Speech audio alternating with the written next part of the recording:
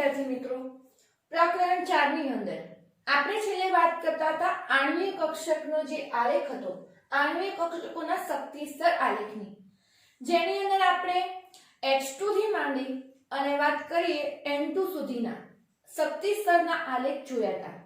હવે વાત કરવાની છે એના પછીના શક્તિ સ્તર આલેખ, મતલબ કે દ્વિપરમાણુ અણુઓ, ઓક્સિજન, ફ્લોરિન, નિયોન આવા જે પરમાણુ હતા તેના શક્તિ સ્તર આલેખની હવે આપણે અહીંયા ચર્ચા કરીશું. હવે વિદ્યાર્થી મિત્રો ખાસ યાદ રાખવાનું કે N2 પછીના દ્વિપરમાણુ, મતલબ કે ઓક્સિજન F2 નો અણુ હોય, Ne2 નો અણુ હશે, એની અંદર તમે જ્યારે શક્તિ સ્તર આલેખ દોરશો ત્યારે જે આણ્વીય કક્ષકોનો ક્રમ હતો એ હવે થોડો ચેન્જ થશે. એની અંદર તમે લખશો ક્રમ ત્યારે એનો ક્રમ આ રીતે હશે: સિગ્મા 1s કરતા sigma star 1s, sigma 2s, sigma star 2s. હવે આપણે H2 થી N2 સુધીના અણુ માટે અહીંયા પહેલું લખતા હતા પાઈ 2px પાઈ 2py, એની જગ્યાએ પહેલી ભરાશે સિગ્મા 2pz કક્ષક. એની ઉર્જા ઓછી હશે, એના કરતા પાઈ 2px પાઈ 2py ની વધારે હશે. એટલે હવે જે ક્રમ હતો આટલેથી અહીંયાથી આ ક્રમ ચેન્જ થતો હતો, પછી વધારશે પાઈ 2px પાઈ 2py.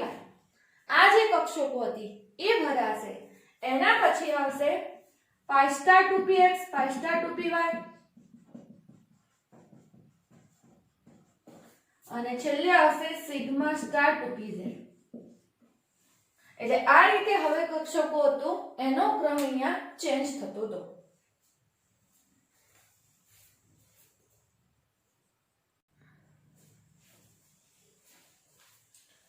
હવે એમાં વાત કરીએ પહેલું આપણે O2 અણુ માટે.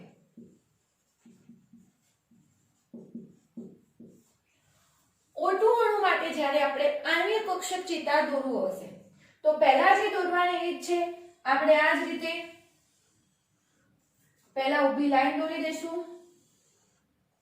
નીચેની જે કક્ષકો હશે એ નીચેની કક્ષકો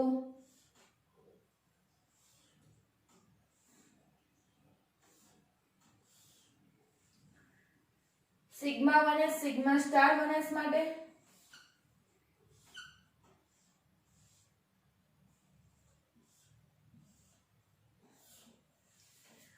એટલે આપણે અહીંયા દોરીશું 1s કક્ષક આવશે, 2s કક્ષક આવશે, 1s 2s.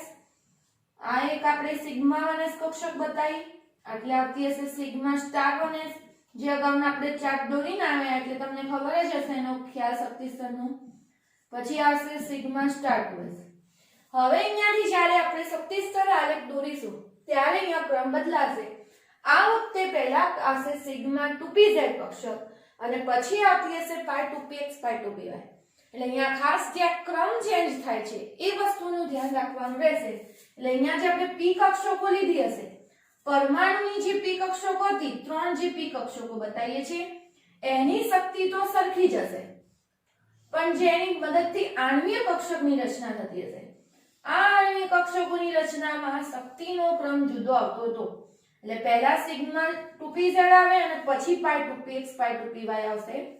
એટલે અહીંયાથી આ જે ક્રમ બદલાય છે એની અંદર ખાસ ધ્યાનમાં લેવાનું. એટલે આ 2p કક્ષક, અહીંયા 2p કક્ષક. હવે એની અંદર જે ફેરફાર બતાવીશું એ આટલે અહીંયા આવશે સિગ્મા 2pz કક્ષક.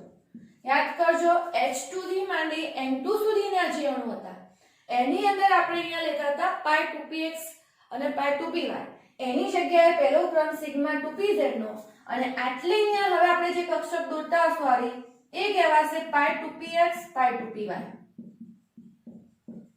અને આટલે અહીંયા બે કક્ષકો જે દોરાશે એ આવશે પાઈ સ્ટાર 2px પાઈ સ્ટાર 2py. ખાસ ફરીથી આ સિગ્મા 2pz કક્ષક, પાઈ 2px પાઈ 2py, પાઈ સ્ટાર 2px પાઈ સ્ટાર 2py અને આટલે ઉપર જે ભરાતી હશે એ કક્ષક હશે સિગ્મા સ્ટાર 2pz. એટલે આપણે અહીંયા આ રીતે અહીંયા દર્શાવીશું. હવે વાત આપણે કરી રહ્યા છીએ ઓક્સિજન અણુ માટે, O2 ના અણુ માટેની વાત છે. તો આટલે આપણે અહીંયા લખીશું ઓક્સિજનની પરમાણુય કક્ષક. આ બાજુ પણ આવશે ઓક્સિજનની પરમાણુય કક્ષક આટલા આવશે O2 ની આણ્વીય કક્ષકો અને આ શક્તિ સ્તરમાં આલેખમાં નીચેથી ઉપર તરફ જતા શક્તિ વધશે એ રીતે આપણે અહીંયા દર્શાવેલ છે। હવે ઓક્સિજન પરમાણુ, ઓક્સિજનનો પરમાણુ ક્રમાંક આપો તો 8 ઇલેક્ટ્રોન એટલે 1s2 2s2 2p4 ઇલેક્ટ્રોન અહીંયા આવશે।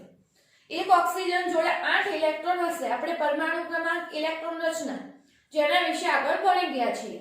તો હવે ઓક્સિજનની અંદર આપણે અહીંયા 2s કક્ષકની સંખ્યા 1 હશે, 1s ની સંખ્યા 1 હશે, 1s અને 2s 8 ઇલેક્ટ્રોનની ગોઠવણી ઓક્સિજનની પરમાણુ કક્ષકમાં કરીશું। તો 1s2 2s2 4 5 6 7 અને 8 ઇલેક્ટ્રોન। પહેલા એક ઇલેક્ટ્રોન ભરાતા, પછી યુગ્મીકરણ થતું હતું નિયમો પ્રમાણે આપણે જે ભરતા હતા તે। પછી અહીંયા આવશે 1s2, આ બાજુ પણ 8 ઇલેક્ટ્રોન હશે, 2s2 4 5 6 7 અને 8 ઇલેક્ટ્રોન। ઓક્સિજનની આ પરમાણુ કક્ષકમાં 8 ઇલેક્ટ્રોન હતા, આ બાજુની પરમાણુ કક્ષકમાં 8 ઇલેક્ટ્રોન, ટોટલ 8 અને 8 કહીએ તો 16 ઇલેક્ટ્રોન થશે। અને 16 ઇલેક્ટ્રોનની ગોઠવણી કરવા જઈશું હવે ક્રમશઃ જે વધતી જતી શક્તિના ક્રમ પ્રમાણે, કારણ કે હંમેશા ઓછી શક્તિ ધરાવતી કક્ષકો હશે એ પ્રથમ ભરાશે, પછી આગળ વધતી ઉર્જાના ક્રમમાં ભરાતી છે। તો ટોટલ આપણે 8 અને 8 16 ઇલેક્ટ્રોન અહીંયા ગોઠવવાના રહેશે। તો 16 ઇલેક્ટ્રોનની જે રચના કરીશું 1s2 2s2 sigma star 2s2 sigma star 2s2 8 electron ભરાયા, 9મો ઇલેક્ટ્રોન સિગ્મા 2pz માં, 10મો બી સિગ્મા 2pz માં, 11મો 12મો। ખાસ આવી રીતે જ્યારે કક્ષકો આપેલી હોય જોડે જોડે ત્યારે એક ઇલેક્ટ્રોન ભરવાનો, પછી એક ઇલેક્ટ્રોન ને પછી અહીંયા યુગ્મીકરણ કરવાનું। 8 ઇલેક્ટ્રોન 9 10 11મો 12મો ઇલેક્ટ્રોન, 13મો ઇલેક્ટ્રોન, 14મો ઇલેક્ટ્રોન। હવે ખાસ ધ્યાનમાં રાખવા જેવું 15 અને 16 ઇલેક્ટ્રોન ભરવાના છે। 15 અને 16 ઇલેક્ટ્રોન એટલે 15મો ઇલેક્ટ્રોન pi સ્ટાર 2px માં ભરાશે અને 16મો ઇલેક્ટ્રોન pi સ્ટાર 2py માં। એટલે આ રીતે અહીંયા બે ખાના આપેલા છે, એક એક ઇલેક્ટ્રોન ભરી અને પછી અહીંયા જો 17મો ઇલેક્ટ્રોન હતો યુગ્મીકરણ કર્યું। સીધે સીધું કોઈએ પણ આ રીતે 15 અને 16 આવી રીતે ઇલેક્ટ્રોન ભરવાના નથી, પહેલા એક એક અયુગ્મિત ઇલેક્ટ્રોન રાખવાના રહેશે। એટલે pi સ્ટાર 2px માં એક ઇલેક્ટ્રોન, pi સ્ટાર 2py માં એક ઇલેક્ટ્રોન, અને આ રીતે આપણે અહીંયા ઇલેક્ટ્રોન ભરી શકીશું। હવે આ શક્તિ સ્તરના આલેખ ઉપરથી લખવાની વાત હશે ઇલેક્ટ્રોન રચના। આણ્વીય કક્ષક જે ઇલેક્ટ્રોન રચના હતી તો એની આણ્વીય ઇલેક્ટ્રોન રચના જ્યારે લખવી હશે ત્યારે તો આ જ ક્રમમાં આપણે ઇલેક્ટ્રોન ભરતા ગયા છીએ, એ ક્રમમાં ઇલેક્ટ્રોન લખતા જવાનું। તો સિગ્મા 1s માં 2 electron, sigma 1s2, sigma star 1s માં 1 2 એટલે sigma star 1s2, sigma 2s2, sigma star 2s2,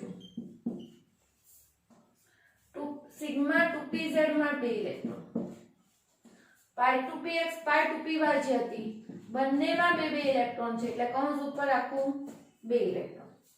પછી એટલે આવશે pi સ્ટાર 2px બરાબર pi સ્ટાર 2py, બંનેમાં એક એક ઇલેક્ટ્રોન છે એટલે ઉપર 1 વડે દર્શાવીશું। એટલે આ રીતે એની આણ્વિક કક્ષક ઇલેક્ટ્રોન રચના થશે। હવે વાત આવશે બંધ ક્રમાંકની। બંધ ક્રમાંકનું સૂત્ર Nb - Na/2। યાદ કરજો, બંધ કારક ઇલેક્ટ્રોનની સંખ્યા માઈનસ બંધ પ્રતિકારક ઇલેક્ટ્રોનની સંખ્યા। બંધ કારક ઇલેક્ટ્રોનની સંખ્યા હતી 1 2 3 4 5 6 7 8 9 અને 10 જે સ્ટાર સિવાયના ઇલેક્ટ્રોન છે તે, અને બંધ પ્રતિકારક એટલે સ્ટાર વાળી કક્ષકો સિગ્મા સ્ટાર 2s, તો 1 2 3 4 પછી આવશે અહીંયા પાંચમો અને છઠ્ઠો ઇલેક્ટ્રોન, કેમ કે અહીંયા એક એક ઇલેક્ટ્રોન ગોઠવાયેલા છે, ભાગ્યા 2, 10 માંથી 6 જાય તો 4 ભાગ્યા 2 એટલે 2, એટલે કે અહીંયા O2 ના અણુમાં બંધ ક્રમાંક 2 આવે છે। બંધ ક્રમાંક 2 મતલબ કે ઓક્સિજન વચ્ચે ડબલ બોન્ડ આ રીતે આવતો હશે। અહીંયા બંધ ક્રમાંકનો મતલબ ઓક્સિજન વચ્ચે જે બંધની સંખ્યા હતી એ બંધની સંખ્યા 2 હશે। અને છેલ્લે વાત આવશે ચુંબકીય ગુણધર્મ। તો ચુંબકીય ગુણધર્મ થશે હવે અહીંયા ખાસ ધ્યાનમાં રાખવા જેવું પાઈ સ્ટાર 2px અને પાઈ સ્ટાર 2py આ જે બે કક્ષકો હતી એની અંદર અયુગ્મિત ઇલેક્ટ્રોન હાજર હતા, એક એક ઇલેક્ટ્રોન આવેલા છે અને અયુગ્મિત ઇલેક્ટ્રોન હાજર હોય તો ચુંબકીય ગુણધર્મ આવશે એની અંદર અનુચુંબકીય, મતલબ કે ચુંબકીય ક્ષેત્રમાં આકર્ષણ ધરાવશે એટલે અનુચુંબકીય ગુણધર્મ અહીંયા લાગુ પડશે. તો ઓક્સિજન માટેનો જે આણ્વિક કક્ષક ચિતાર હશે વ્યવસ્થિત તમારે ઉતારી દેવાનો અને તૈયાર કરવાનો રહેશે.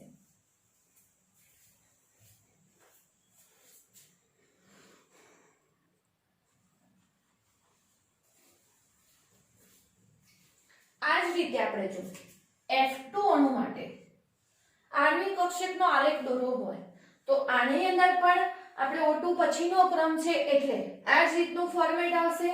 આ રીતે પાઈ સિગ્મા 2pz પહેલા કક્ષક આવશે અને પછી પાઈ 2px પાઈ 2py.